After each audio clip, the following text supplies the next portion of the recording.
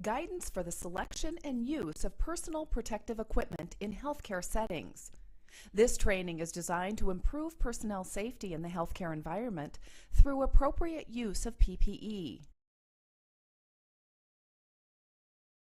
Personal protective equipment, or PPE, as defined by OSHA, is specialized clothing or equipment worn by an employee for protection against infectious materials. In this training, we will focus primarily on gloves, gowns, face shields, and masks. OSHA issues regulations for workplace health and safety. Employers must provide their employees with appropriate PPE and ensure that PPE is disposed of, or, if reusable, is properly cleaned or laundered, repaired, and stored after use. The Centers for Disease Control and Prevention, or the CDC, issues recommendations for when and what PPE should be used to prevent exposure to infectious diseases. This presentation will cover those recommendations. There are four major components to healthcare worker safety programs. First are training and administrative controls, like isolation policies and procedures for recognizing patients with a communicable disease before they expose workers. Second are engineering controls, like negative pressure rooms for patients with airborne diseases. Third are work practice controls, such as not recapping needles. Finally, personal protective equipment is the fourth component. PPE is very important in protecting healthcare workers from disease transmission. There are various types of PPE used in a healthcare setting. Gloves protect the hands, gowns protect the skin and/or clothing, masks protect the mouth and nose, goggles protect the eyes, and face shields protect the entire face, including mouth, nose, and eyes. All of the PPE listed here prevents contact with an infectious agent or body fluid that may contain an infectious agent by creating a barrier between the worker and the infectious material. When you are selecting PPE, consider three key things.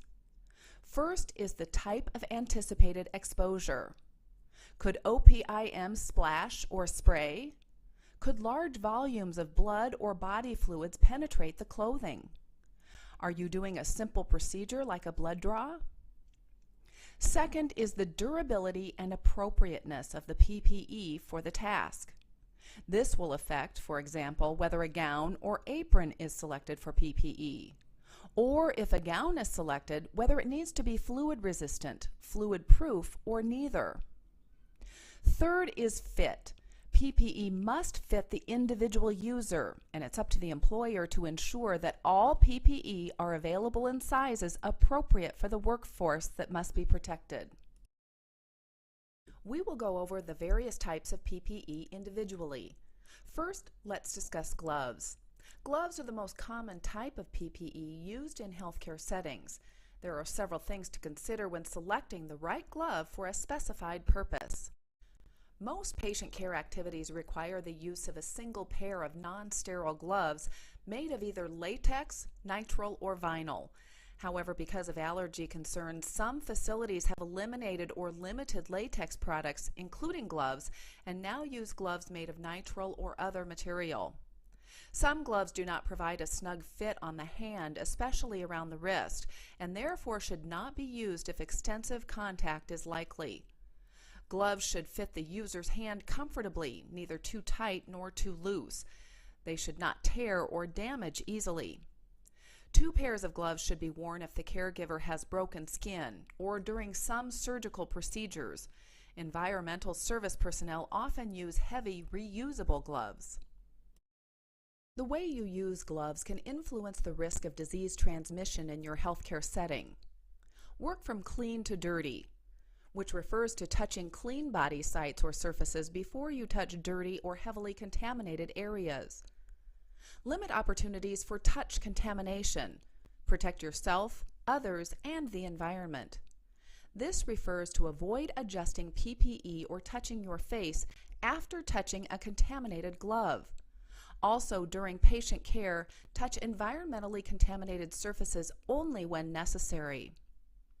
Change gloves as needed.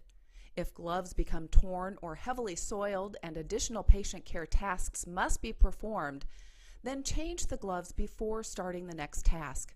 Always change gloves after use on each patient. Discard them in the nearest appropriate receptacle.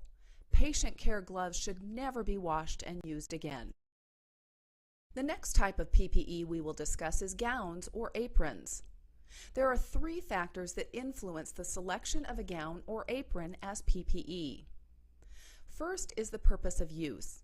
Isolation gowns are generally the preferred PPE for clothing, but aprons occasionally are used where limited contamination is anticipated.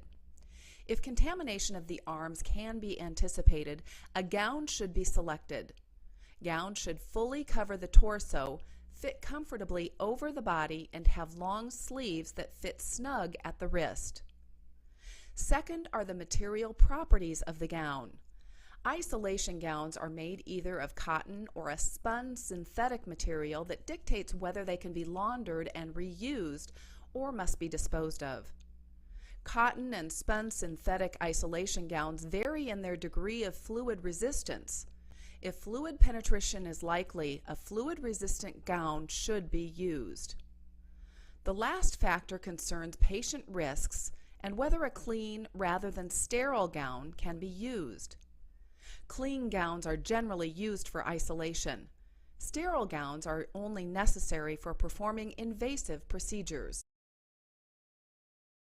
Now let's discuss face protection. The selection of facial PPE is determined by the isolation precautions and the nature of the patient contact. Masks should fully cover the nose and mouth and prevent fluid penetration. They should fit snugly. Goggles provide barrier protection for the eyes and should be snug. Personal prescription lenses do not provide optimal eye protection and should not be used as a substitute for goggles. The anti-fog feature helps maintain clarity of vision. The face shield should cover the forehead, extend below the chin, and wrap around the side of the face. A face shield might be used when irrigating a wound or suctioning secretions.